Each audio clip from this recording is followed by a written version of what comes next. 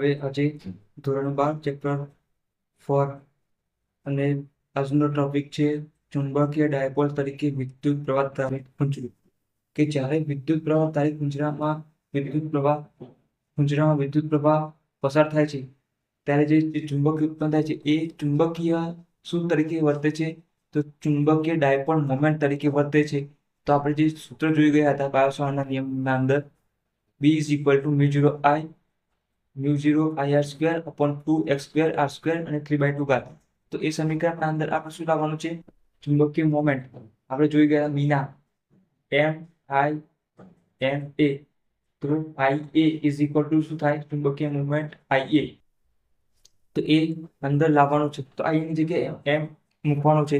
તો અહીંયા તમને ખબર છે આ પ્રશ્ન કઈ રીતે પૂછાય છે કે જ્યારે વર્તુળાકાર પૂંછડામાં વિદ્યુત પ્રવાહ પસાર કરતા તે ચુંબકીય મોમેન્ટ તરીકે વર્તે છે તેમ દર્શાવો. તો હવે વર્તુળાકાર રિંગ દોરી દઈએ. અહીંયા વર્તુળાકાર રિંગ દોરી દઈ હતી. અહીં કેન્દ્ર પસાર થતું સળિયું. અહીંયા આર બિંદુ છે, અંતર છે એક્સ અંતર છે. કેટલું છે? એક્સ અંતર. અહીંયા ત્રિજ્યા કેટલી છે? આની આર છે. તો અહીંયા શું થાય છે કે આ થિયરી એક વચ્ચે નાનકડી મૂકી દીધેલી છે. મને કંઈ ખાસ લાગતું નથી અહીંયા, પણ અહીંયા મ્યુ 0 આઈ સૂત્ર છે આપણે જોઈ ગયા છે બાયોસાવર્ટના નિયમ અંદર. Mu 0 I R square upon 2x² plus r² અને 3/2 આ સૂત્ર જોઈ ગયા છે. હવે માની લો કે આ જે અંતર છે, આ અંતરની સરખામણીમાં આ અંતર છે ત્રિજ્યા કરતા ખૂબ મોટું છે. શું છે? ત્રિજ્યા નાની છે અને આ અંતર મોટું છે. એટલે કે આ એક્સ ખૂબ જ મોટું છે ત્રિજ્યા કરતા. શું છે? ત્રિજ્યા કરતા અંતર ખૂબ જ મોટું છે. તો ત્રિજ્યાને આપણે શું ગણીશું?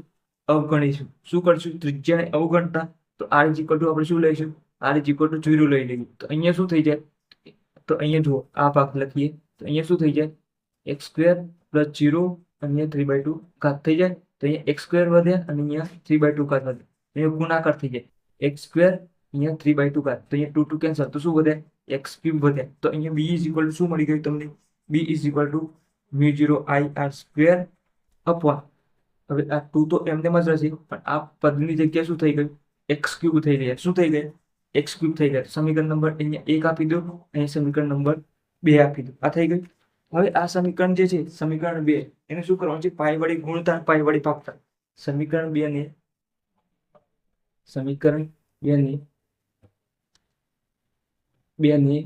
પાઈ વડે ગુણતા અને ભાગતા. આ થઈ ગયું.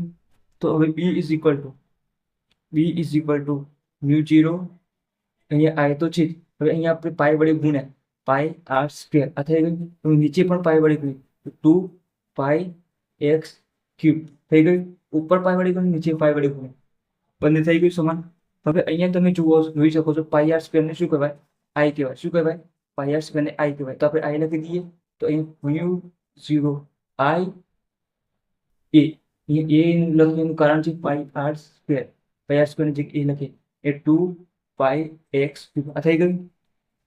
હવે તમને ખબર છે કે આઈ ઇઝ ઇક્વલ ટુ શું થાય? એમ ઇઝ ઇક્વલ ટુ આઈ એ. એમ નથી લખ્યું, આપણને ખબર છે એમ એ આટાવાળી સંખ્યા હતી એટલા માટે લખ્યું નથી. તો હવે અહીંયા આપણે શું વધ્યું? તો એમ ની જગ્યાએ આઈ એ લખે, એને પણ લખીશું તો મીના થઈ ગઈ. એમ લખે તો મીના થઈ જાય. એમ ના લખવાના. એમ ઇઝ ઇક્વલ ટુ આઈ. હવે આઈ ની જગ્યાએ શું લખી જાય? આઈ એમ લખી જાય. તો આપણે ચુંબકીય મોમેન્ટ આવી ગઈ અંદર સૂત્રના અંદર. તો મ્યુ 0 એમ શું આવી ગયું? મ્યુ 0 એમ અપોન શું આવે? 2πx³. 2πx³ આ સમીકરણ નંબર 1 2 અને અહીંયા સમીકરણ નંબર 3 આપી. સમીકરણ નંબર 3 આપી. આ સૂત્ર જુઓ, ચુંબકીય મોમેન્ટ આવી ગઈ છે. હવે આ સમીકરણ 2 વડે ગુણતા 2 વડે ભાગી દઈએ. શું કરીએ? 2 વડે સમીકરણ 3 ને 2 વડે ગુણતા અને ભાગતા. 2 વડે ગુણીને ભાગી દઈએ. તો એ b is equal to mu 0 એ 2 વડે ગુણી દઈએ અને 2 વડે ભાગી દઈએ. તો 2 × 2 4 થઈ જાય. તો 4πx³. હવે આ સમીકરણ નંબર 4 આપી દઈએ. તો આ દૂરના બિંદુ માટે ચુંબકીય ક્ષેત્ર શોધવાનું સૂત્ર છે. શું છે? દૂરના બિંદુએ ચુંબકીય ક્ષેત્ર શોધવાનું સૂત્ર છે. દૂરના બિંદુએ ચુંબકીય ક્ષેત્ર શોધવાનું સૂત્ર છે. આ થઈ ગયું. હવે આ સમીકરણ એ ડાયપોલની અક્ષ પરનું ચુંબકીય ક્ષેત્ર આપે છે. શું આપે છે? ડાયપોલની અક્ષ પરનું સૂત્ર આપે છે. હવે વિદ્યુત ડાયપોલ આપણે જોઈ લઈએ. તો વિદ્યુત ડાયપોલની અક્ષ માટેનું પરનું સૂત્ર શું હતું? તો વિદ્યુત ડાયપોલની અક્ષ પરનું સૂત્ર શું છે? E ઇઝ ઇક્વલ ટુ, આ સમીકરણ, આ જે સૂત્ર છે એ તમારે ક્યાં ચેપ્ટર 1 અથવા 2 ના અંદર આવે છે. તો અહીંયા શું આવશે?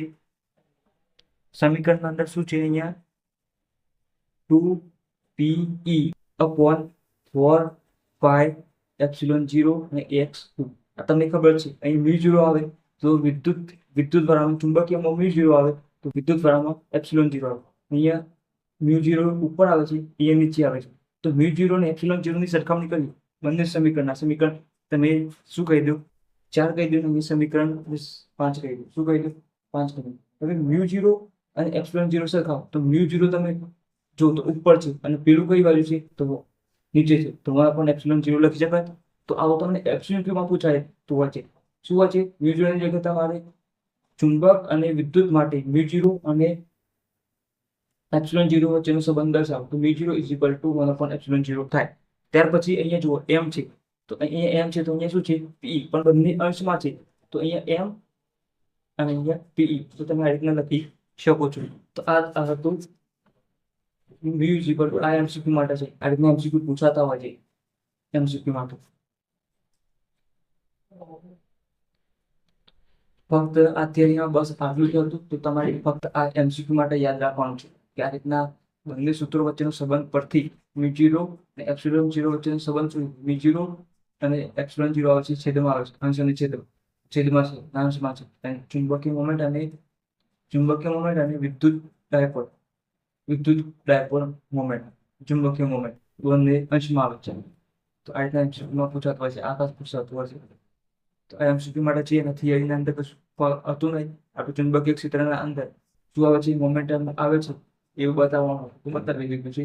તો આ થિયરી કંઈ ખાસ લાગતી નથી. પણ આ સૂત્રનું યાદ રાખજો. આ દૂરના બિંદુએ ચુંબકીય ક્ષેત્ર શોધવાનું છે.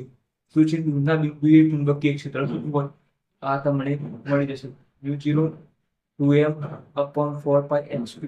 તો આટલે આપણું લેક્ચર પૂરું.